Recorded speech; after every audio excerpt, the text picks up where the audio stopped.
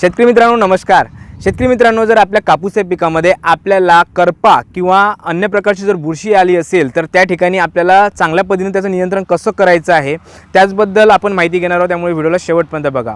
शेतकरी मित्रांनो, जर आपण बघितलं तर आपल्या कापूस या पिकामध्ये आपल्याला पानं जी आहेत ती लाल झालेली दिसतात। जसं माझ्या हातात जे पान आहे सध्या या कापूस या पिकामध्ये आपल्याला काठाने ही करपा आलेली दिसत आहे। हा एक बुरशीचा प्रकार आहे आणि याचा जर नियंत्रण आपल्याला करायचं असेल तर त्या ठिकाणी चांगल्या पद्धतीने एक बुरशीनाशक आपल्याला तिथे घ्यायचं आहे आणि बॅक्टेरिया नाशक म्हणजे बॅक्टेरियोसाइड आपल्याला घ्यायचा आहे, ज्यामध्ये विषाणूजन्य हा रोग आहे आणि तो कशा पद्धतीने नियंत्रण करायचा आहे त्याचबद्दल आपण बघणार आहोत। तर याच्या नियंत्रणासाठी आपण स्ट्रेप्टोसायक्लिन घेऊ शकतो किंवा व्हॅलिडामायसिन घेऊ शकतो। हे दोन्ही बॅक्टेरियोसाइड आहे आणि याचा जर वापर आपण केला तर नक्कीच आपल्या कापूस या पिकामध्ये आपल्याला या करप्यासारखी जे विषाणूजन्य रोग आहेत तर हे आपल्याला मुळीच आपल्या कापूस या पिकामध्ये दिसणार नाहीत।